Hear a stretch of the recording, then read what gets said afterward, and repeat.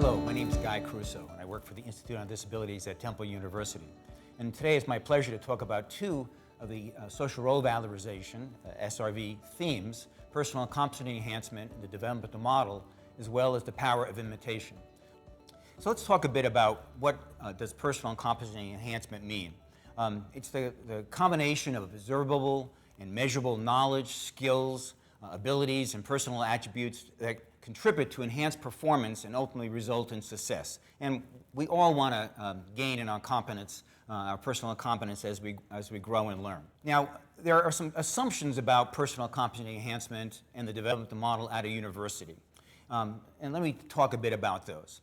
So first is the belief that all students possess tremendous capacity for growth.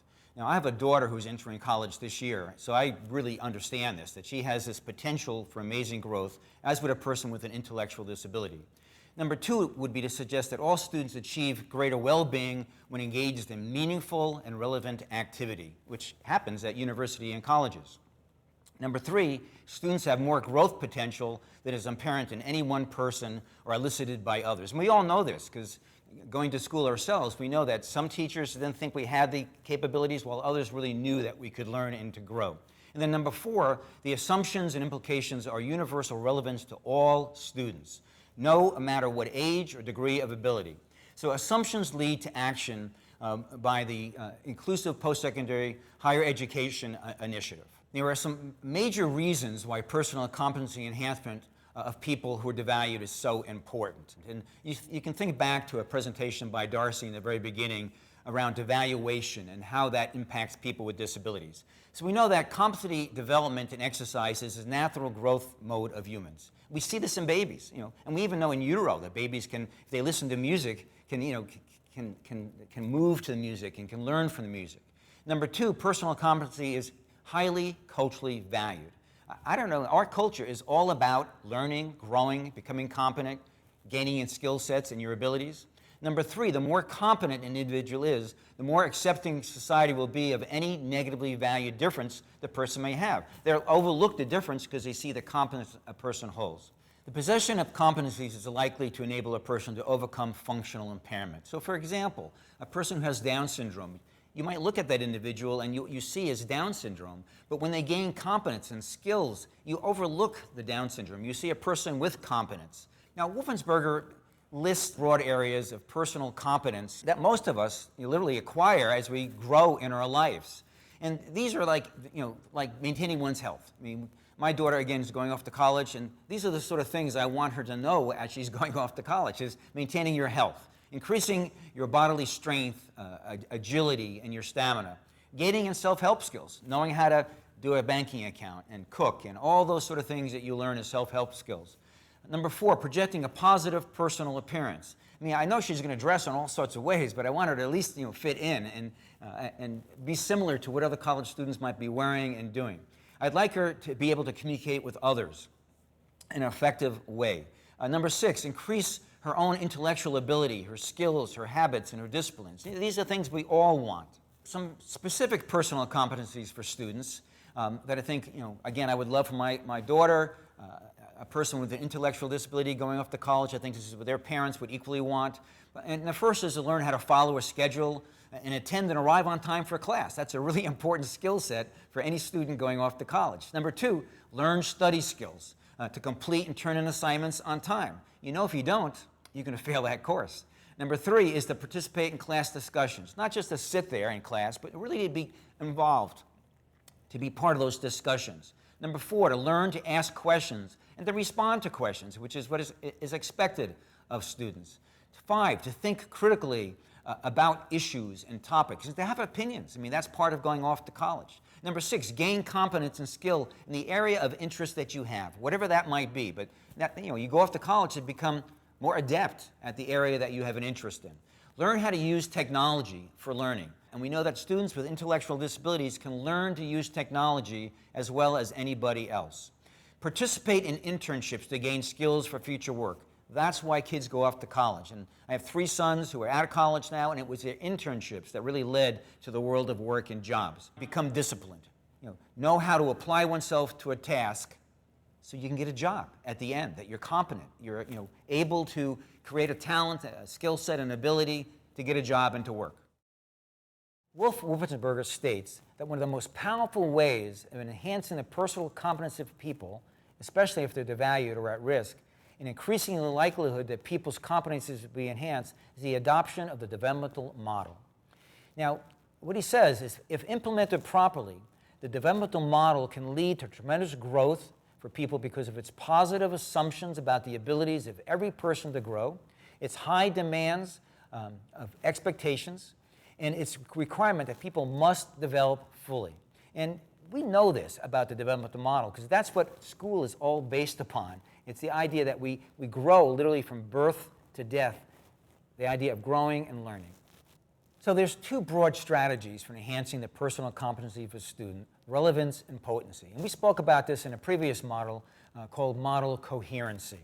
And relevance really speaks to, is the university, is the college, what's it doing to meet students' real needs? And what do they need more than other things, okay? And are they getting it? And then potency really is, what are the most powerful ways of delivering the content? What are the measures to capitalize on strategies likely to address a student's needs effectively? So it's not enough just to have a class. How long is that class? What's expected in the class? That's the potency piece of it. So what can an inclusive higher education initiative do to promote potency in its work with students in these 5 areas? And I'm going to share an example of Missy, a student at Millersville University's Integrated Studies Initiative, to illustrate each of these 5 areas. Number 1, make sure a student's time is used with intensity and efficiency. Here, Missy is in class with other non-disabled students, taking a course she wants to take, attending all the scheduled classes, expected to do the coursework and participate in class with all the non-disabled students. The course is not shorter time-wise for her. There's no less classes. There's no less expectations to complete assignments or do the work or take the tests. She's a student like every other student. And again, using her time effectively with intensity and efficiency. Number 2, effective address of a person's needs is facilitated, not hindered by the size and competition of the groupings with other people. Here, Missy attends class with other students who are interested in the same course, grouped with other non-disabled students, not in a special class, just for students with disabilities. She's a class member like all the other matriculating students. Number 3, use of competency-enhancing personal material, supports, and equipment. Students today need laptops and all sorts of other technologies, cell phones and other materials. And so here is Missy in class with a laptop just like everybody else. She's no different. She's doing what all students need to do today. Number 4, physical setting features that promote a person's growth. So one of those is easy, accessible setting. Not only do students need accessible settings, so do staff, faculty, visitors, the ability to get around campus, into events, dorms, both on campus and off. And here is Missy. She's in a meeting with Jan, who is the director of the Integrated Studies program at Millersville University. But she's in an accessible setting, so Jan can get around in her wheelchair. Other students with disabilities can get around. Faculty who might be using wheelchairs can get around. So again, the setting needs to be accessible. Another aspect of the physical setting that promotes a person's growth is that it's located amidst resources that provide opportunities for competency development. So a rural college, a university may have less opportunities for students than a suburban urban setting. Nevertheless, we know the importance of community campus opportunities to use resources. Here is Missy with other university friends at a campus cafeteria. Another aspect of the physical setting features that promote growth is physically being comfortable. We know that if you're in a setting that is loud, that is noisy, that smells, you're not going to learn as well because you're concentrating on all those distractors. So students' learning is affected by temperature, lighting, noise, odor, the number of people there, the type of furniture, color, even other factors. And here Missy is studying in an area she finds to be comfortable to her on the Millersville University campus. Another aspect of physical setting features that promote a person's growth is competency, challenging environment that is neither over nor under protective. Sending a child off to college or university can be difficult for parents who want to protect their child, as well as to a student used to being overly protected. Streets to cross, traffic, nightlife, contact with other people can all be overwhelming. With appropriate support and learning, students learn to adapt to their environment, to develop competence and skills to live and work in the world. Therefore, it's so important not to see students with disabilities as children or dependent or in a pity charity role, which does not promote confidence. Missy has learned to get around on university campus and community, increasing her competence when she enters the world of work. And this is something all students wind up learning when they leave their mom and dad's homes.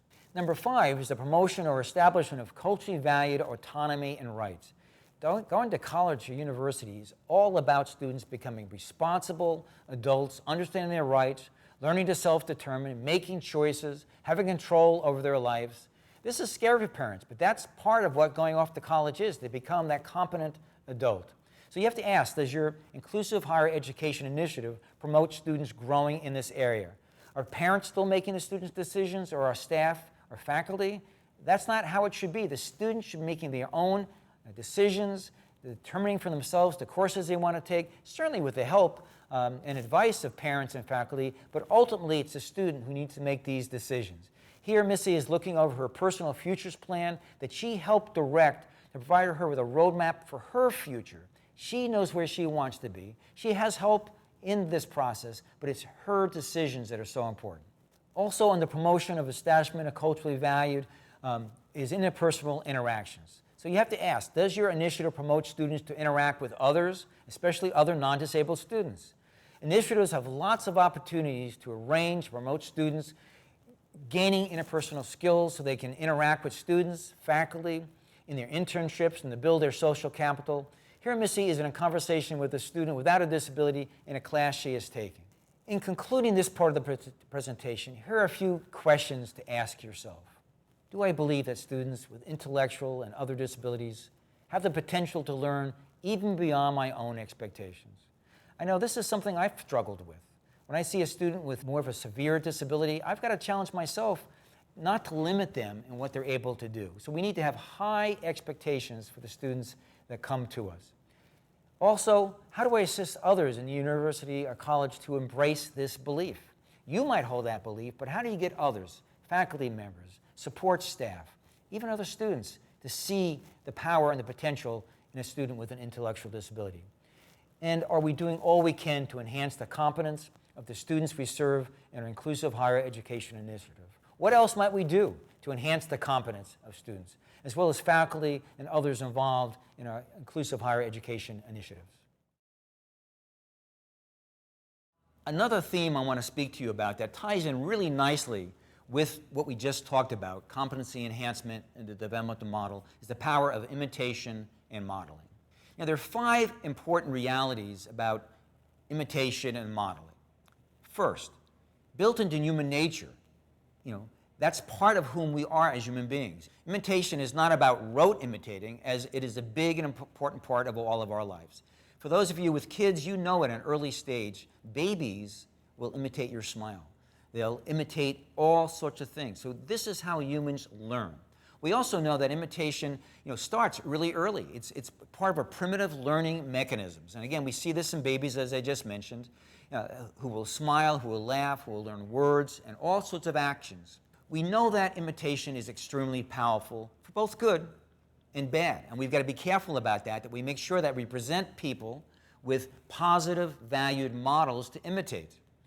And we know that, number 4, imitation serves very adaptive functions for how we do, act, be, get along, function in various situations. I always joke at when you go to a fancy meal, and there's all those silverware in front of you. Sometimes you'll be watching the person that knows the scene. To what fork are they going to use first? You're imitating, you're modeling, you're learning by example. And so many of us do that. We don't think about it, but it happens every day in every way. And number 5, throughout life, the process of imitation and role-playing come together so we can learn various roles from modeling and imitation, beginning at a very young age. When I was a house painter, my little kids ran around with paintbrushes imitating me. When I had a desk job and I carried a little briefcase, they had their little briefcases at the house. So we know this occurs whether you want it to or not. It's a very powerful mechanism for people to learn and to grow. And most of us live in a model-rich environment throughout life. And inclusive post-secondary education programs is an incredibly rich model. There's lots of people, which might be very different from what students have experienced in high school, where they've been in special education classes, K through 12, where their only models are other students with intellectual disabilities. So what you learn then is how to be disabled. But when you're on a college campus amongst everybody else, you're modeling their behaviors, both good and bad, but you're learning about the world and how it functions and operates. So all of us really utilize imitation and modeling all the time. It costs nothing other than to be mindful and conscious of its usefulness. At an early age, we find various people and groups to model and imitate from. And this really starts with your family and your kin. And oftentimes it's the parents that the kids are modeling, or it's other people, other children in the household. Okay? And we also know that intimate groups become a way that people imitate and model. Well, that's a church group that you go to, or a political party or belief group. It could be your ethnic group. I'm Italian, so I certainly learned a lot of my modeling from being part of an Italian family and household. Fraternal societies, being in a frat club or a sorority can certainly be ways that you model and learn. People who have similar worldviews and social views, we imitate and model those folks. And we know that colleges and universities, the peers and the faculty, they're wonderful opportunities for modeling and for growth. And I know for me, I'm here, because I wanted to model and imitate Dr. Wolfensberger in many ways, because the way he lived his life, the way he taught, the things that he did were very powerful to me. So we all imitate great models in our lives. Now, the image here shows how a younger child will model and imitate her sibling with the same open-mouthed expression, the hand on the side of the face. So we know this. I'm not teaching you or talking to you about anything you don't know already. We all use imitation and modeling. The problem has been we've not been conscious of its value and its power and its usefulness for people with intellectual disabilities, and in fact we've gone the opposite direction. So colleges and universities are wonderful opportunities to imitate and to model. Now, there are many ways in which to use imitation for achieving social role valorization in inclusive higher education initiatives. First, know its power, because we use it all the time, whether we're mindful of it or not. Number two, be mindful of the contributions and inspiration received from great models. For some of us, it's our faith belief. Jesus, Buddha, Allah, Gandhi, Martin Luther King, a teacher, a professor, a coach. We all tend to want to model certain people in our life that have had a big impact on us. Number three, identify what to model. For inclusive higher education initiatives, good practices like studying, working hard, having a vision for the future. These are the sort of things that we would hope that people would want to model. Interpret to mentors, to tutors, to faculty and others what should be modeled so they better understand the vulnerability and devaluation experienced by students with disabilities, and counter that with good, positive modeling and imitation. Number five, you've got to discern good models for students, as not everyone is a good model. And some mentors and tutors and even volunteers may need to be instructed in this area about what good modeling is. Taking someone out to have drinks every night might seem like a lot of fun, but for a student already at risk, going out to the bar every night and then not studying and not doing your coursework and showing up to class late, that's not the sort of modeling we're looking for. We're looking to hook a student up with a mentor, with a tutor, certainly who can go out and have fun, but equally they have a role to play, and that role is to model the most appropriate behavior so that student has the best chances for having a good education and leaving college with good opportunities for the world of work. 6, surround students, especially vulnerable students, with good models. So this is one reason not to group students with disabilities together, because what they're going to model then is other students with disabilities. So we really want inclusive higher education initiatives to really surround students with intellectual disabilities with other matriculating students so they can model those interactions and relationships. And number 7, as much as possible, protect students from exposure to bad models. And again, we don't want to overly protect students, but the realities are we can be very helpful and thoughtful about who the good models are, who are the good people to be hooked up with, who we can select as mentors and as volunteers and as tutors. So number 8, in situations that are new or equivocal to the student, we've got to be mindful to have good, positive models in place from the start, like at the orientation for students, when assigning a mentor or tutor, when going off to new or on-campus activities. You want to be mindful about placing those students with people who are to give the best examples of modeling and imitation. Number 9, we want to promote the student's sense of identification with other students and faculty who are good models. We talked about this in one of the themes, wanting to be like the person, the personal identification. We all do this. This is not unique to students with intellectual disabilities, but we want to make sure that we're doing our best to hook students up with the best models possible. And number 10, we want to reinforce positive imitation for students, letting students know how proud you are of them, their behavior, their actions, their conduct. People around them as well to reinforce that positive behavior, being to class on time, being prepared, participating in class in an active way, talking with faculty. We want to really say, gee, Guy, that was great. I really enjoyed how you participated in class today. So you're trying to, again, elevate the students' ideas and presence around others. And then 11, and this is really important, be a good model oneself to students, to mentors, to students, to faculty, and others. Whether you believe it or not, students watch you, they imitate you, they conduct themselves in ways that represent a good example. So you need to be a good example in your actions and your dress and your language. Now, I didn't believe this until I was coaching soccer with my kids, and if I'm yelling and screaming at the refs, guess what's happening right behind me? The soccer players, those young kids, are modeling my behavior because I'm in a position of power as a coach. So you're in a position of power when you work in an inclusive higher education program. So you need to be a good model yourself in dress, behaviors, language, all those things I just spoke about. So in closing, it's important to remember that imitation and modeling are powerful. They happen every day. They cost nothing. Students with disabilities will model classmates, friends, and peers. Here we have an image of 5 students attending Temple University taking a Christmas Village selfie in Center City, Philadelphia. It's hard to tell who's disabled and not in this example. And the point is, that's what you want, that people model and imitate other students who are matriculating students, and you can't tell the difference. And again, that's the power of imitation and modeling. So thank you for watching these 2 themes. We really appreciate your time with us today, and we hope that this is useful to you.